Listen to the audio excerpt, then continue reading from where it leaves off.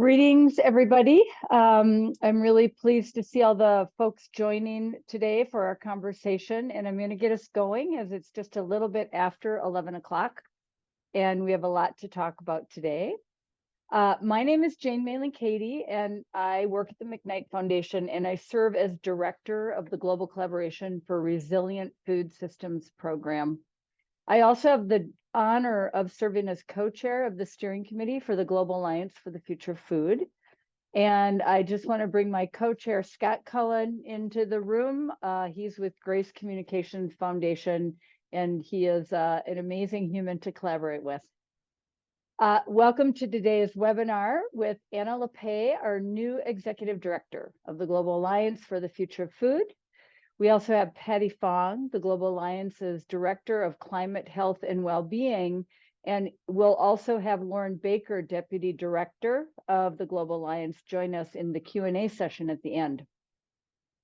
I want to just remind people, if you need Spanish or French translation, we put instructions for both of them into the chat. And you'll find all the little icons at the bottom. So, founded in 2012, the Global Alliance for the Future of Food is a strategic collaboration of philanthropic organizations who work together with others for collective action on food systems transformation. At the heart of our work are 30 foundation members working alongside with a global secretariat team with partners in civil society, philanthropy, government, the private sector, and others. In a moment, I'm going to turn this over to Anna, who will share more about her personal journey to the Alliance and share more about the work of the Alliance. We'll then welcome into the conversation Patty Fong with the Alliance's Secretariat team, who will share more about our work at the nexus of climate and food. And then we'll open it up to your questions where Lauren will join in. Again, just a reminder, if you need French or Spanish translation, please see the instructions in the chat. So it is with great and deep pleasure to introduce you to Anna Lappé. Anna comes to the Alliance with more than 20 years of work as an advocate, an educator, a national best-selling author, and most recently of Diet for a Hot Planet, a book about the connections between our food systems and the climate crisis. Anna is the founder or co-founder of 3 national organizations, including Real Food Media, which is a communications strategy nonprofit, and the Small Planet Fund, which supports democratic social movements worldwide. In 2016, she launched the Food Sovereignty Fund of the Pantarea Foundation. And in this role, Anna worked closely with philanthropic partners around the world, including the Global Alliance. I had the pleasure of working over the years with Anna, and it truly is an honor and a privilege to be working now with Anna in this new role and to have her leadership and collaboration at this time with the Global Alliance. So I'm going to stop talking and pass it over to Anna. And thank you, Anna, for this time. And thank you, everybody, for joining us. Thank you, Jane, and thank you all so much for joining us. We had more than 300 people register for this webinar, and many of you are familiar names to me, longtime friends and colleagues, and also many new folks that I'm excited to connect with. So welcome. As Jane said, if you want French or Spanish interpretation, please see the instructions in the chat.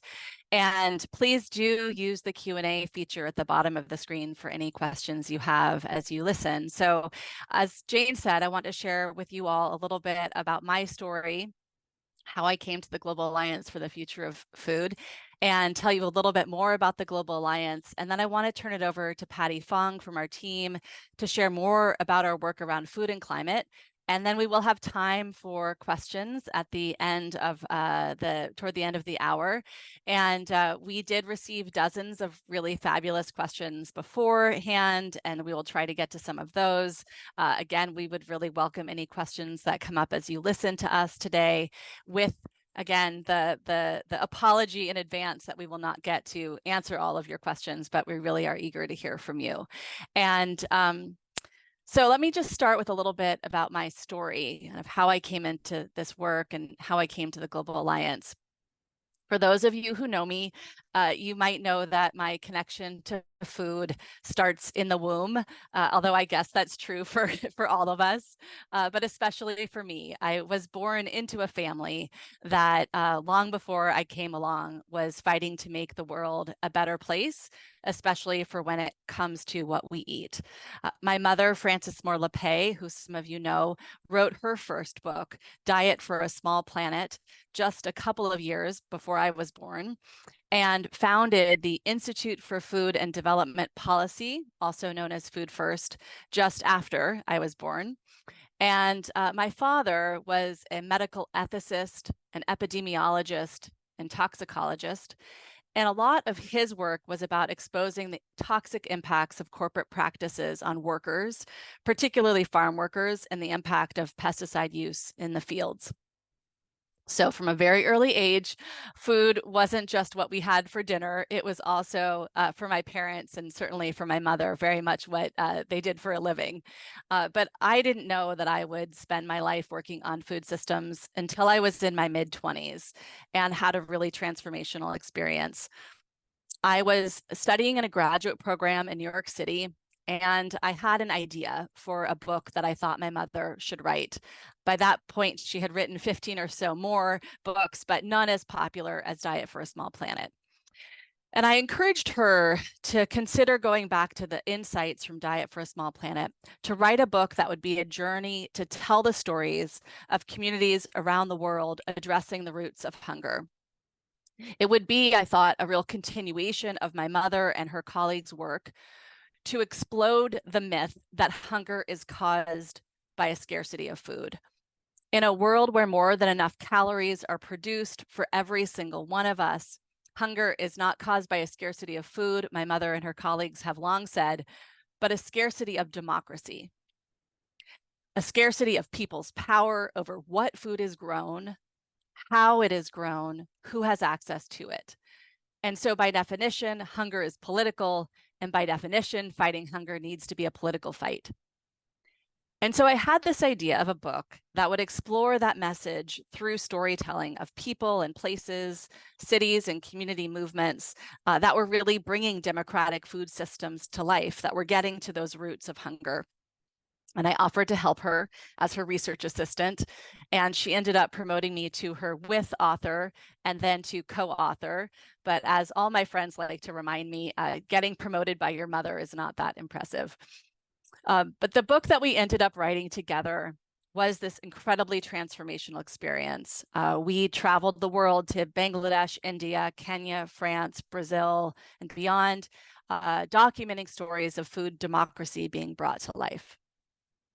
And in that process, it really helped me understand the incredible potential for transformation around the world, as well as the incredible impact of US-based companies, our US-based food and agriculture policies and trade policies and antitrust policies and so much more. I saw the impact of what we do, who we vote for, what our companies do here in the US, all around the world. I'll never forget driving up into the foothills of the Himalayas and seeing entire groves of eucalyptus trees on either side of the country road, and seeing across many of these trees painted at eye level the Pepsi logo. And then arriving in the villages where we were to do research on organizing, to hear that it was easier for folks in those villages to find a Pepsi than it was to find drinkable water.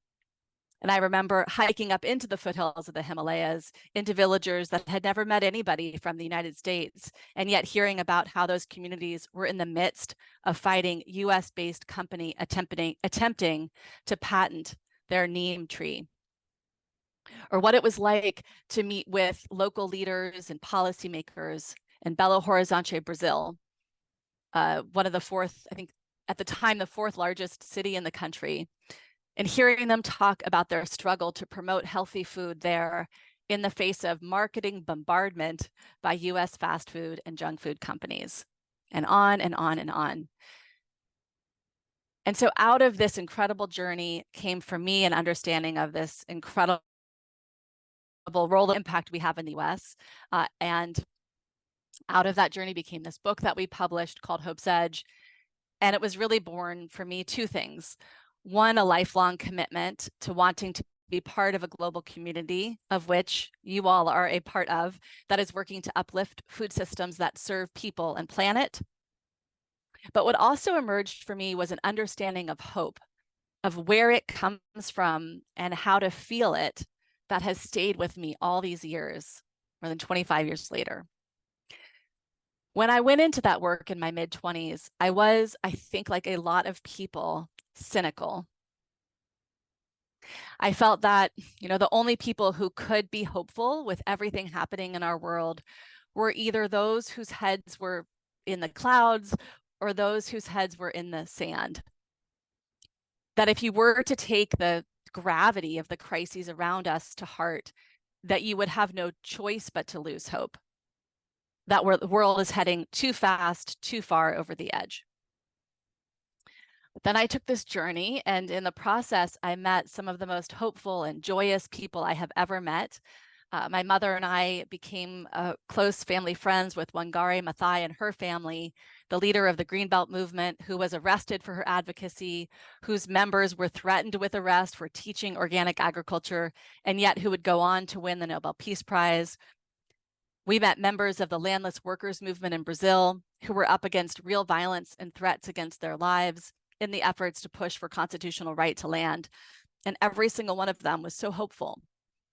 So it got me thinking, where does this hope come from?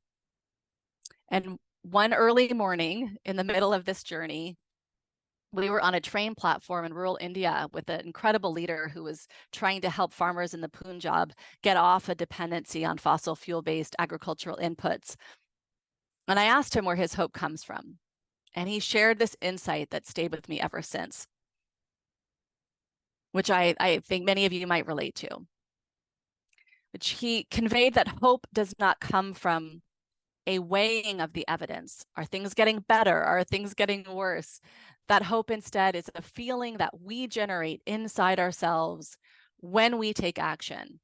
And that comes from being part of something much bigger than ourselves, being part of work either in our local communities or nationally or even globally to try to heal the planet, heal ourselves, bring about well-being for all.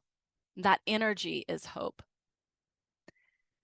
It is an insight that I have had to turn back to time and time again in the darkest of times. I remember it was a feeling I came back to when the daytime skies here in the San Francisco Bay Area turned orange and then dark from the wildfires, so dark that the street lights came on in the middle of the day.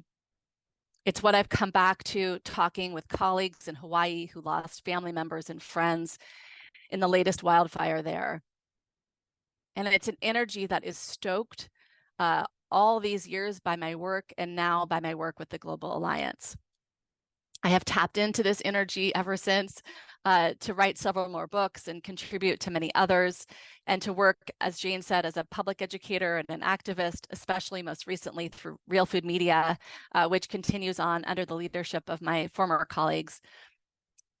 And all along the way have worked as a grant maker too with a really small fund called the Small Planet Fund. And then about 7 years ago, more seriously as a grant maker with the Family Foundation, where I worked to design a food-focused grant making program and learned about the power of progressive philanthropy in supporting positive social change.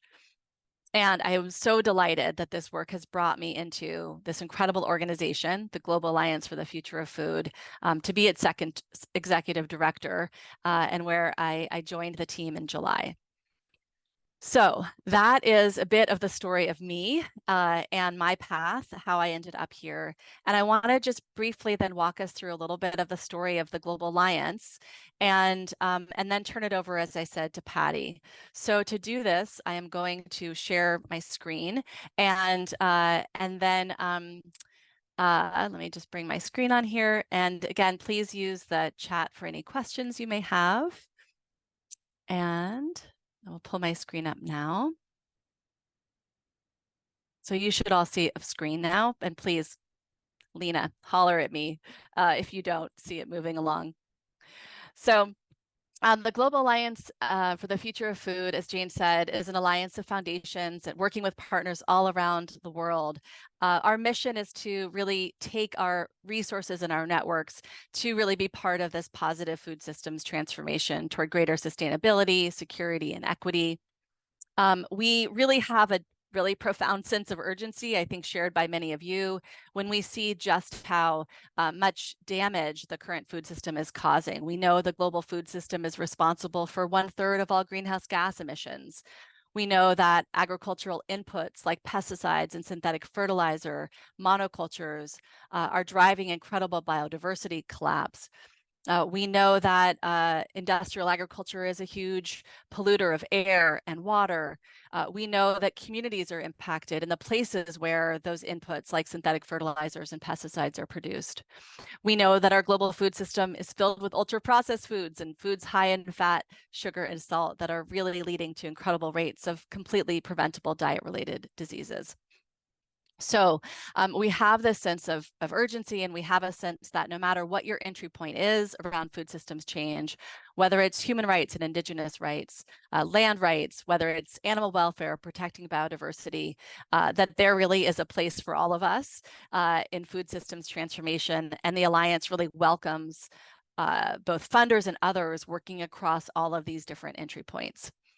So as Jane said, in 2012, funders came together to create a place where we could really collaborate, think collectively, work strategically. And we have, from the earliest days of the Alliance, really centered this work around 7 principles. These principles came together in conversation with our members and with our partner, Michael Quinn Patton, the founder of Blue Marble Evaluation, a real thought partner for us around our principles-based work and principles-based evaluation. I will say, I will speak with the we and us voice about the Global Alliance, although, like I said, I've been here just since mid-July, but already feel very much a part of the community here. So we see great value in having these centering principles that, again, across a real diverse community of funders that work on a range of issues, we share these foundational principles about a vision of a food system that is renewable, resilient, equitable, diverse, healthy, inclusive, and interconnected. We do our work, as Jane said, at the heart of our work are our 30 members that are members of the Alliance. You can see our current members on the screen here. Again, these foundations work across a whole range of different issues, but really share these foundational principles across them all. We work with an incredible global secretariat. I'm really honored to have stepped into a really incredible organization with absolutely amazing people. It's been a joy to get to know them all. I'm the only US-based staff member. We have staff around the world who are really the animating force behind so much of our incredible work. And we do this work with a partnership with our members, as we said, who really understand the benefit of an alliance that really takes a systemic view to food systems transformation and works to really be a voice for philanthropic leadership and to really, again, lift up these principles that we hold dear. And I'll talk in a minute about our calls to action. I'm bringing up on the screen another quote from a member who emphasized the kind of intersectional approach that we take to understanding that food systems transformation really cuts across issues like climate, democracy, inequality, and peace, and that we strive at the Alliance to really include a whole range of voices in the work that we do.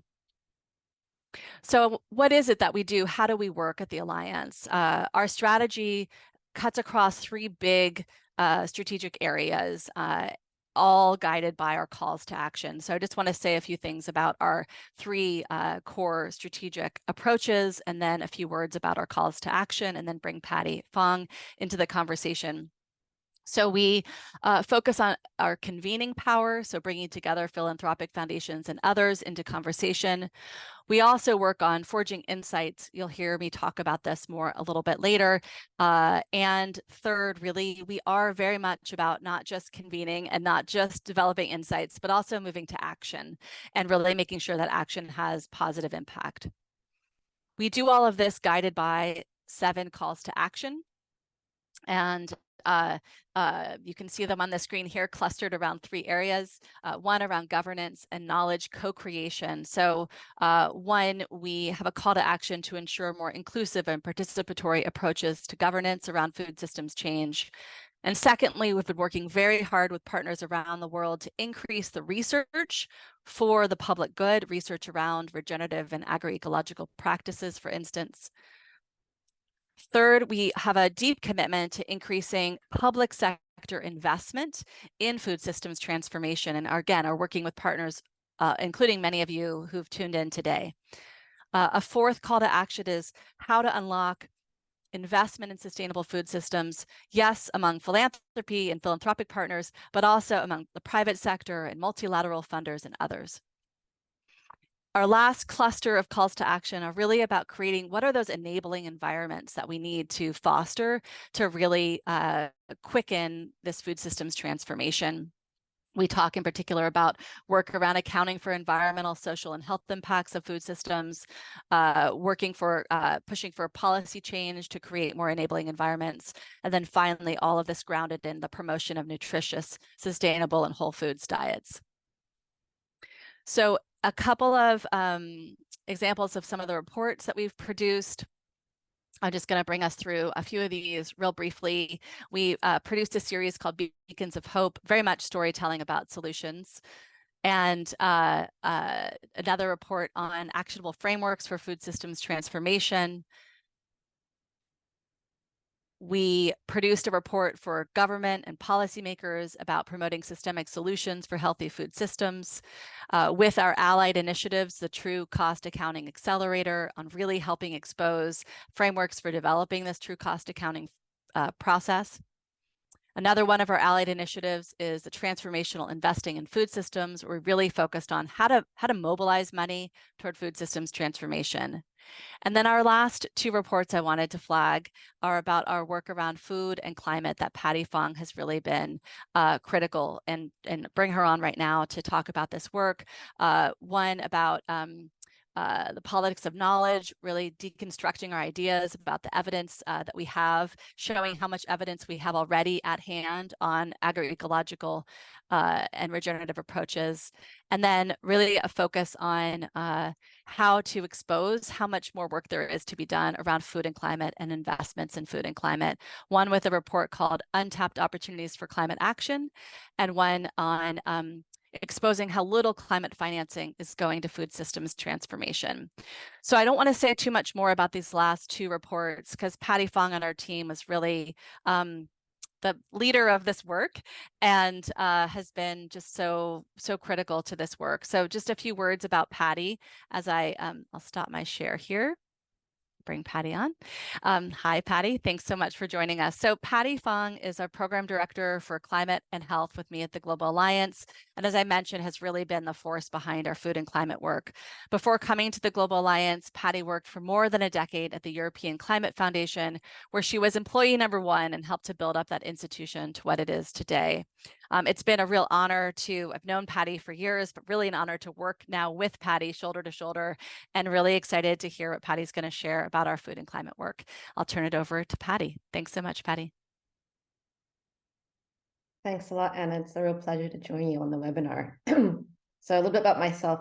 I joined the Global Alliance almost 5 years ago from the climate community, and my task was to help frame food systems within the climate agenda.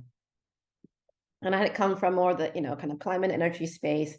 It's a very different approach. It was almost like jumping into a different world, different cultural, almost like different languages, different processes. And I was trying to kind of hold both in my hand, really trying to understand the food systems world while still trying to hold the kind of perspectives of those working on climate change.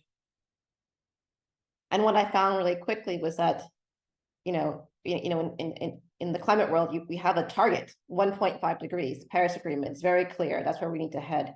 But the pathway forward for food systems was not as straightforward. When I asked the question, I got blank looks. I was like, okay, this is not the right question that I should be asking.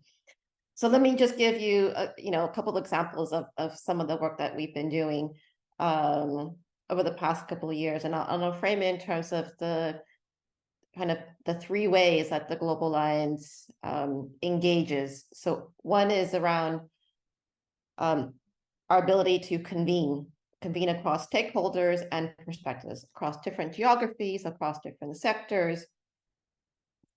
And in 2020, we convened more than 400 stakeholders. It was meant to be an in-person international dialogue, but as you all remember, COVID hit, everything shut down, and we had to pivot very quickly to an online process. And it was a huge, not only learning experience to shift such a large event to online, but also to try to engage. What we are seeing is this kind of growing interest across not only those who are invested in food systems, but those who are kind of coming from outside, from nature, from climate, trying to understand what is this food systems world. And what we found that there was alignment of like where we are now and where we need to kind of transform to. So for example, away from chemically dependent, input dependent, extractive processes to something that is more regenerative, based on agroecology, that's healthier, more resilient for communities. But that the pathways to get there were diverse and full of tension. So what we actually came out was not actually a shared roadmap in a sense, but was a list of tensions. And these tensions still are with us today. And I would say that that is kind of the biggest challenge that we face as a community is how do we align ourselves? Not that we need to agree on everything, but that we're aligning in the same direction while having those kind of important conversations. And so some of these tensions are, what does the transition look like? What is the role of inputs? How do we shift away from a focus on maximizing yield and a sole focus on reducing greenhouse gas emissions to a broader set of metrics, especially for food systems? So for example, around biodiversity, around health, around culture.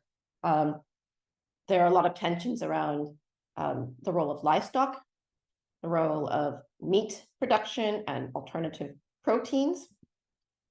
Also, the role of aquatic foods, and especially around aquaculture, the role of ultra-processed foods, highly processed foods, as well as financial mechanisms, how should they be designed, and specifically around the role of carbon markets. And then the big elephant in the room is really about what is, the governance structures, how we actually come to design, identify the challenges, design the solutions, implement it. They need to be more inclusive and more equitable. And so it's easy to say, it's easy to use those words, but what does it mean in practice? Actually, how do we implement that? And of course, that's tough. It's not, those issues are not just limited to food systems. It is broadly happening across all these kind of global and local issues. How to bring in and really equitably and respectfully engage those who are most impacted by the challenges that we're facing in our health and in our food systems and with climate change. The second way that we, as Global Alliance, we interact is by forging new insights. And so following this convening, we realized that, well, we really need to frame food systems in a way that resonates with the climate community. And so one way to do that is to use the framework that the climate community is using to measuring progress on climate change. And that is around the nationally determined contributions, the NDCs. These are national climate action plans, so to say, that countries commit to developing when they sign on to the Paris Agreement signed in 2015. And so countries basically develop out a 10-year plan with targets and measures. And so, most time it's a lot of focus on energy, on transport, or industry, to some extent agriculture, but food systems is kind of this new term. It cuts across a whole number of areas. So we partnered with Climate Focus, and we convened an advisory committee to help us develop a framework of actually, how do you think about food systems, both in the process for developing the plan? Like, who actually are you engaging? Who are you asking the questions?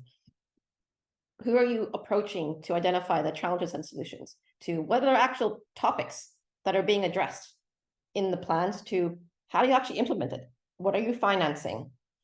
And then we applied this framework to 14 diverse countries. So we did US and Canada, for example, Colombia, in Latin America, we did several European countries, several African countries, a Somalian developing state, China. So we wanted to have diversity, show really, well, what does it mean to apply this in diverse contexts? And it's not to really show, we knew that for most countries, this was a new space. So there wouldn't be kind of a, let's say, a leading country per se that got food systems, but what are specific ways in which they're on the right track and where there are areas of improvement, and really to show the way that, you know, the next round of plans will be due in 2025. So can we start to set the expectation that food systems needs to be prioritized as a whole? So we shared the insights from this at COP26. So this was the couple of years ago in Glasgow. And then we followed up with a new report on climate finance, which found that only 3% of all climate finance is going to food systems. Why is that? Because countries aren't prioritizing food systems. If you don't prioritize food systems in your climate plans, you're not going to get money for it. That was really just reinforcing the idea that if you want support implementation, you have to kind of prioritize it politically and in your policies. And the reason why we targeted these kind of UN climate conferences, it is the one place every year where the global climate community comes together. If you want to, you need to go to where your audience is, where you want to engage, where you want to develop partnerships. And so this is what we did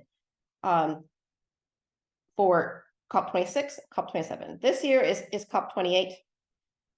And we can see over the last couple of years, the call for food system transformation has grown. The number of events, the number of stakeholders that are engaging now in kind of from a climate agenda is increasing. But it's not clear when the words food system transformation are being used towards what. And for us, for Global Alliance, it's very clear. It needs to be principles based, but it's not so clear for a number of stakeholders whether, you know, what is guiding their call for food systems transformation. We also know that this COP is seen as contentious. For the first time, food systems is on the political agenda, so this was great. Renewable energy is on the agenda, but we also know that advocates failed to get a phase out of fossil fuels last year. And there isn't enough discussion about how does fossil fuel play into our food system, especially our global industrialized food system. So we commissioned another report this year in partnership with Dalberg, to really understand and map out how do food and energy systems intersect and what role especially do fossil fuels play in our food system. So we'll be launching this at the end of October. But it's really emphasizing that we cannot be working in silos in the climate community, cannot be working on nature separately or food separately or energy, that we have to be collaborating together. And that if you're calling for the phase out of fossil fuels, that won't happen unless we're also transforming food systems. If you're calling for the transformation of food systems, it's not going to happen unless we're also calling for the phase out of fossil fuels.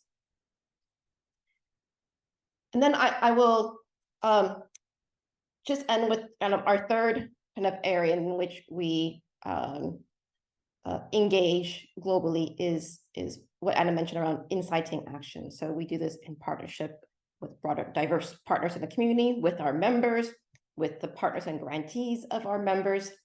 And an example of how we do this is last year for COP27 and this year for COP28, we supported 30 and now this year 40 frontline delegates from all around the world who are engaging in their own ways, whether as kind of community organizers, farmers, fishers, climate justice advocates, to social entrepreneurs, to government officials, supporting them to engage in the COP Some of them are new. They're not been engaged at all in the kind of, COP processes. Others are familiar. And so creating this space for peer-to-peer learning, creating the opportunity for them to engage where usually it is for elite kind of representatives that are able to engage and can afford to be in the space. But also what we learned from last year to this year is making sure that they are armed with training on crafting of messages, dealing with the media, how to use the opportunity to get your message across and not be tokenized. We also saw that, in past years that there is a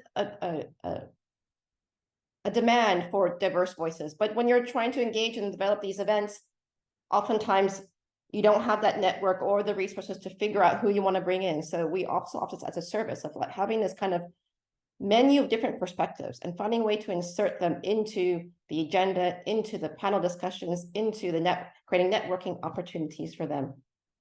And we're finding that this is paying off. The ones that we had supported last year, many of them are still engaging, many of them are having impact in their own ways at the national level. Many have made linkages with international organizations and have been brought back to speak at global level.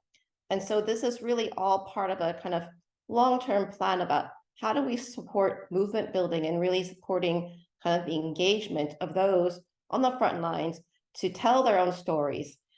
So maybe I will stop there and just say that, to change, part of Global Alliance work is about changing global narratives and lifting up the voices, elevating the voices of those who have the solutions, understand the context, but this takes time.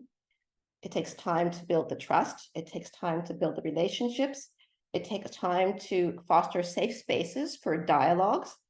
And it takes time, and this is all done through partnering on events, on activities, and really kind of carefully curated and thoughtful exchanges. So I'll leave it there and hand it back to you, Anna. Thank you. Thanks, Patty.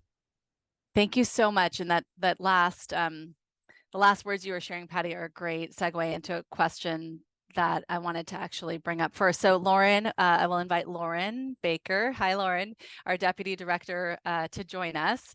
So for this last 15, 20 minutes or so, I'll moderate a conversation amongst the three of us.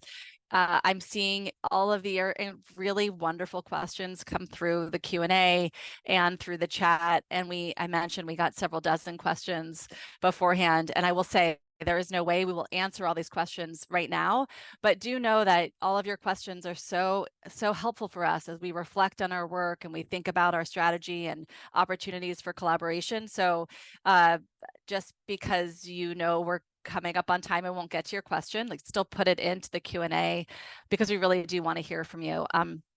So I thought I would start, Lauren, with you, and then I'll come to you, Patty, and then maybe I'll take a question next. But at the end of what Patty was sharing, Patty, you were talking about some examples of how we have engaged with civil society partners and how thoughtfully we've done so.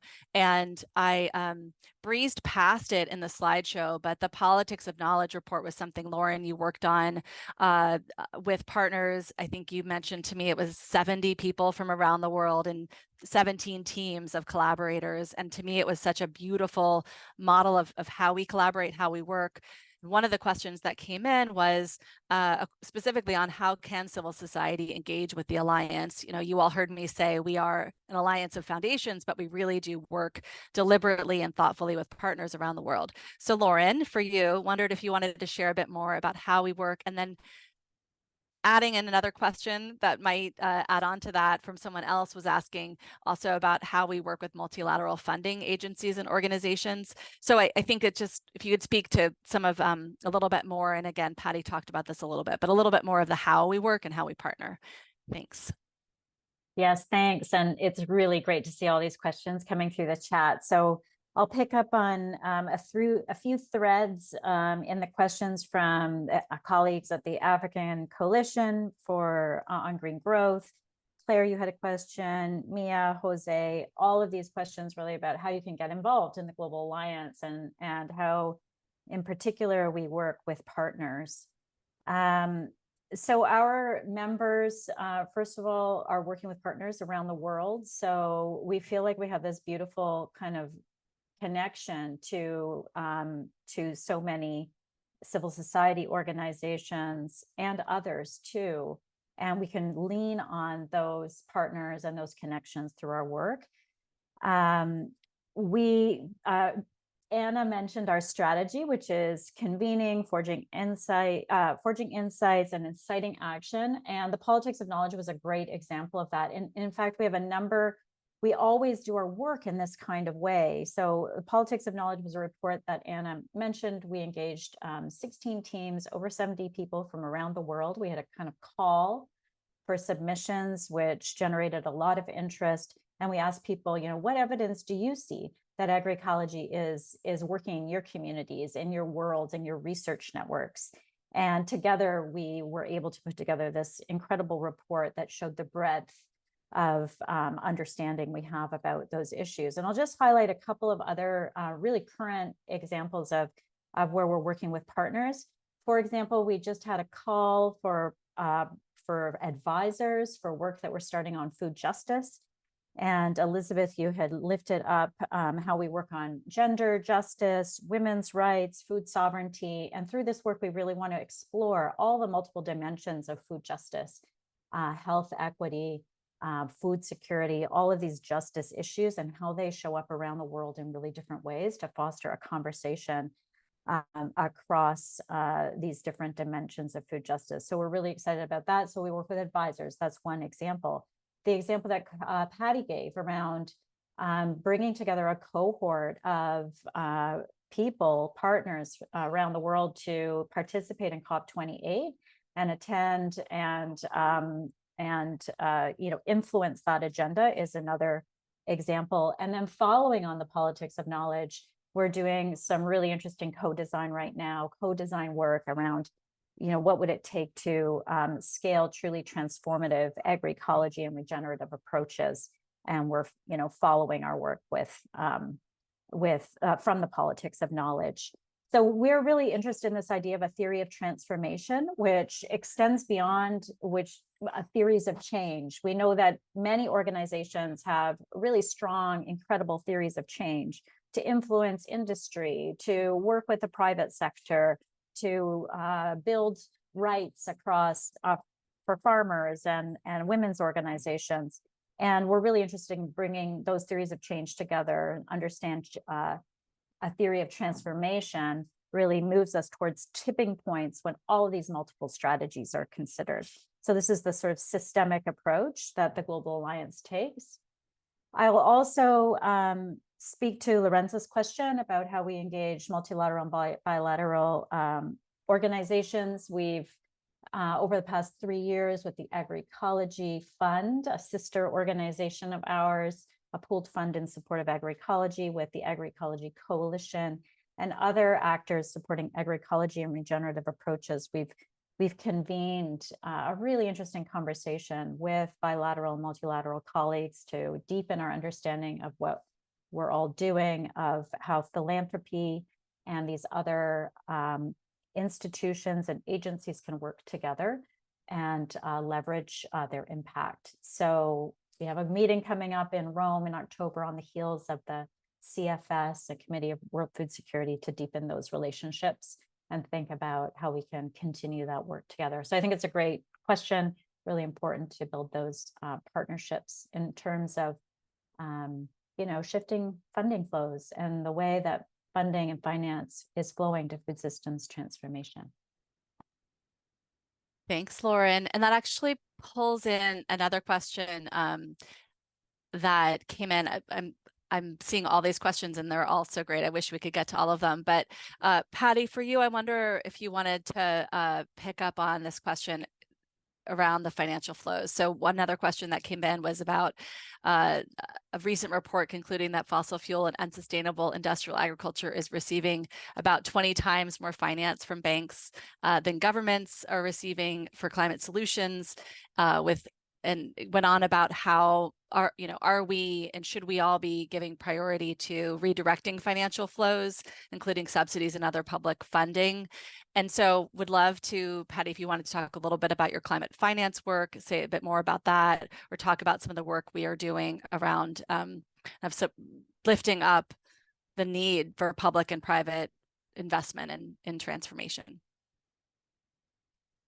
Indeed, there is a need to redirect a lot of financial flows, and it's not just from fossil fuel investments, but it's also what we found in our climate finance report is a lot of the public funding doesn't have any kind of guardrails. There's no conditionality. So actually, we are funding systems that actually are not sustainable or healthy.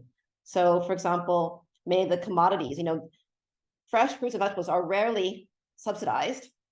Instead, you're funding kind of the major, let's say, feedstocks and commodities that are going towards industrial livestock production. So there needs to be definitely shifts, public sector, there needs to be shifts in the private sector. I think this needs to be led by first, government ambition, intention to shift, setting kind of that ambition there, and then following up with their policies and investments, but also with the private sector as well. But also there needs to be a kind of a shift in narratives about, I think for mainstream audiences, food systems doesn't feel like it's broken. They have access to food. They can go to the grocery. They can get what they want. So in order to say we need to redirect finance to what, right? So we do have the call for agroecology and regenerative approaches. A lot of times they're smaller scale. How do you actually aggregate the projects, build out financeable, shovel-ready projects, if you want to call it that becomes attractive for financiers? And how do you structure in a way that the money gets to the farmers on the ground, right? Oftentimes it ends up in the middlemen. And so there's a lot of work that needs to be done in all of these details. But in order to do that, it can't just be kind of the financiers trying to figure out. You have to include those who are on the receiving end. They need to be able to express what they need to support for them to be supported in the transition. Thanks, Patty. And I'm seeing some questions come in about accessing some of the reports we're talking about. All of the reports you've heard about are available on our website, futureoffood.org. And we will share out the recording of this conversation as well as the slide deck to everybody who RSVP'd. So another question that came in that maybe I'll take the first take on, but Patty, Lauren, please feel free to jump in. One of the questions that came in that I really loved was, I have a feeling that we are creating more momentum for agroecology lately. Am I being too naive? How can the Alliance and other stakeholders accelerate this transition in a more concrete way? And I was thinking about this exact question as I'm speaking in a couple of days at the launch of a new Institute for Agroecology at the University of Vermont. And it's going to be, we'll actually send out a link to all of you about how you can watch it, live stream the conversations there. But as I was reflecting on this moment, American US-based university launching a new center for agroecology, that if you had told me 10 years ago that this would be happening, I would have thought you were very naive. I remember several years ago just looking at in the US media, how little attention is given to the concept of agroecology.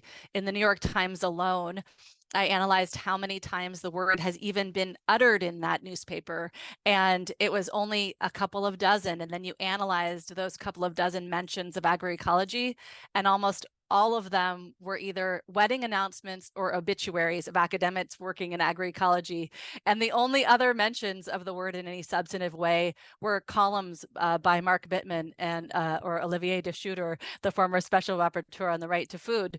And there was only 2 articles with a substantive mention of agroecology, both lifting up incredible work in India around agroecology. And that's sort of what we're hearing in the US and seeing in the US, and yet all around the world, there is this uptick in interest and support and funding. One of our key partners is a new coalition called the Agroecological Coalition. And they just sent us their latest news that they now have 47 member countries. So countries where ministers of agriculture have signed on to commitments to agroecology, and governments all around the world really recognizing this increase in awareness of the benefits of agroecology.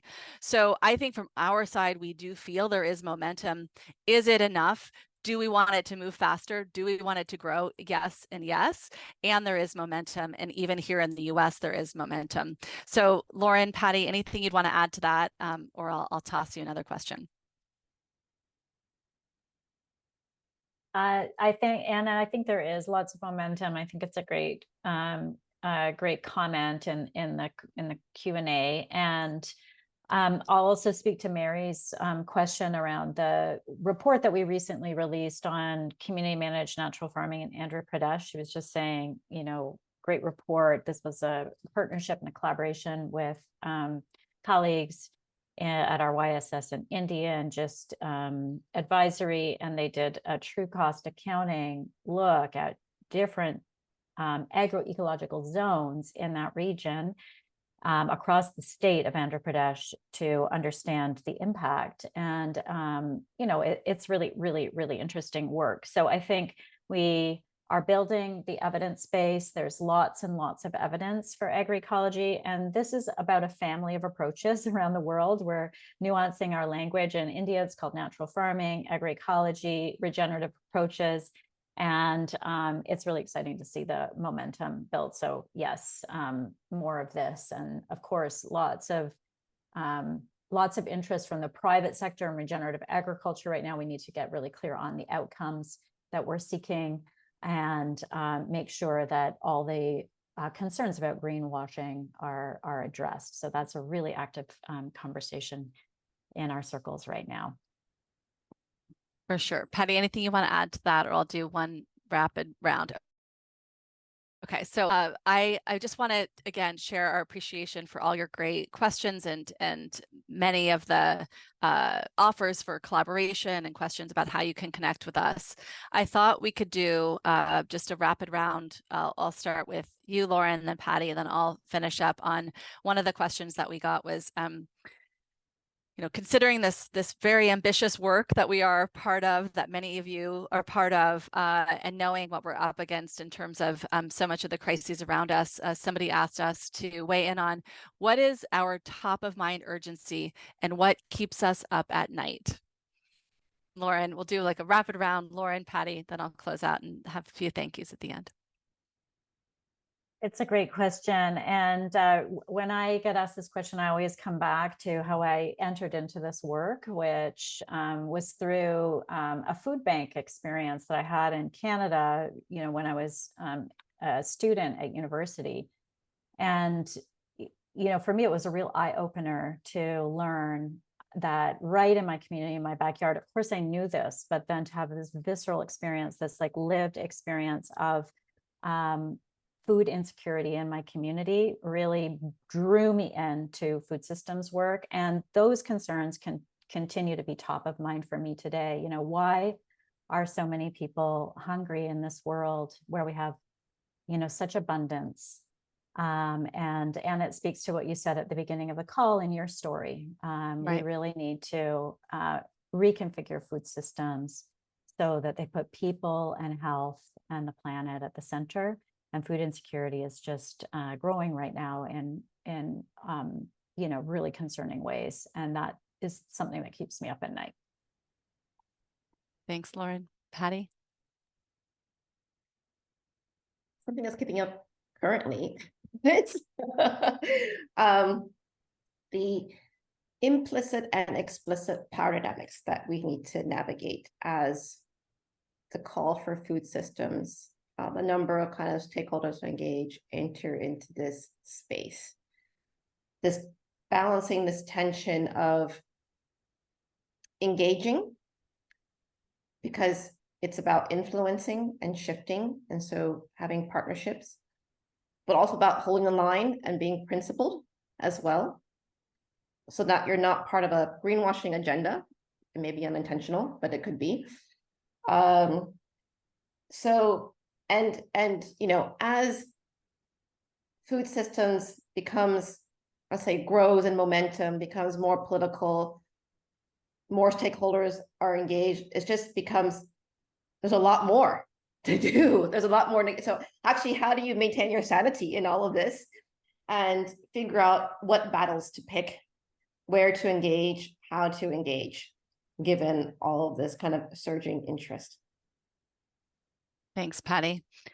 Well, I feel on the one hand, to answer this question of like, if I really put my head on my pillow every night thinking about all the things that could keep me up all night, I would be up all night every night. But I try to, you know, do everything I can every day, both in terms of work and in terms of being a mom to my kids, that when I go to bed at night, I'm so exhausted that nothing keeps me up anymore. But if anything were keeping me up, it would be in the context of our work around food and climate. You know, how do we combat the forces that I see now holding us back for real change, less so a kind of climate denialism, and increasingly a kind of climate doomerism, that there's nothing we can do, or a kind of climate dithering, that actors kind of are saying they'll do little bits and bobs, but not actually being transformational in the work that they do. So thinking about how do we collectively continue to uplift the solutions to counteract, provide an antidote to doomerism, and how do we collectively call for really transformational work, not just tinkering on the edges, to really create the kind of transformation we know the world needs. So if I was going to let that keep me up at night, it would, but I really do try to close my eyes and go to sleep at night. Otherwise, this would all be even more overwhelming. So I want to end by my deep appreciation to you, Patty, to you, Lauren. You know, as I mentioned to everyone, I've just stepped in since July, and it feels so incredible to be part of such a wonderful team and to be part of continuing this legacy of really powerful work. So it's an honor to work with you both. Thanks for joining us. I want to say for those tuning in who might be in New York City for the UN General Assembly or Climate Week, many of us will be there. We look forward to seeing many of you in person. For those of you who cannot be there in person, we are doing a live streamed event on September 20th, and we'll put the information about how to tune in into the chat. I want to again thank you, every one of you, for joining us today, for your engagement with us, for your wonderful questions. We look forward to a continual conversation. I want to thank in a huge way our interpreters. I know I speak very fast, and so extra thanks to our interpreters.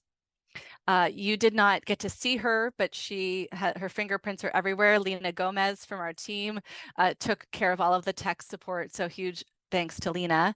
And of course, thanks to Jane, our co-chair, for the warm words of welcome at the beginning. Again, another thanks to Patty and Lauren for doing such a wonderful job with the questions. We do welcome ongoing engagement with all of you. We will we'll look at all your questions again, try to think about how to channel some answers to all of you. And we really welcome your ongoing engagement. If you aren't already on our mailing list, go to futureoffood.org. You can sign up on our website to hear more about our events, reports, convenings. So again, thank you to everyone, and really a pleasure to be with all of you here today. Have a wonderful day.